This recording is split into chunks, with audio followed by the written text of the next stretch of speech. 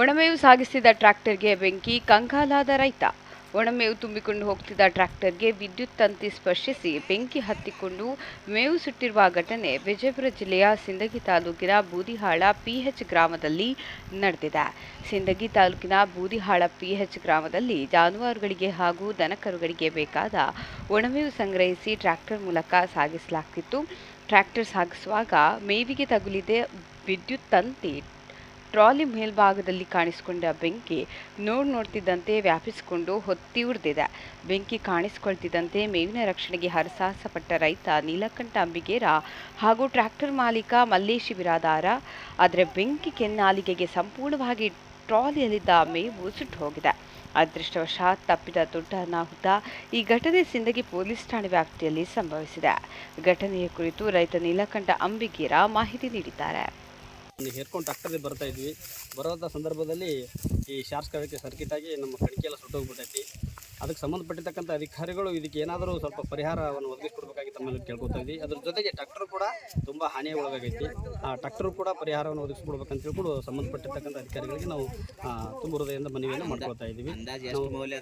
ಅಂದಾಜು 23,000 ರೂಪಾಯಿ ನಾವು ಕಡಿಕೆ ಕೊಟ್ಟು ತೊಗೊಂಡಿದ್ದೀವಿ. ಆ 23,000 ರೂಪಾಯಿ ಪೂರ್ತಿ ಹಾಳಾಗೋಗ್ಬಿಟ್ಟೈತಿ, ಸುಟ್ಟೋಗ್ಬಿಟ್ಟೈತಿ.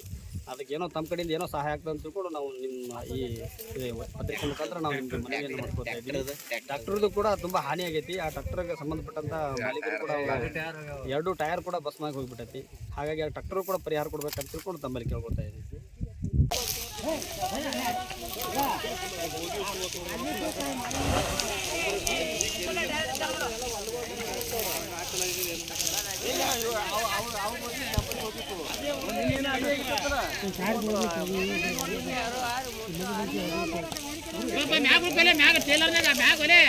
ಅದಲ್ರಿ ಟಾರ್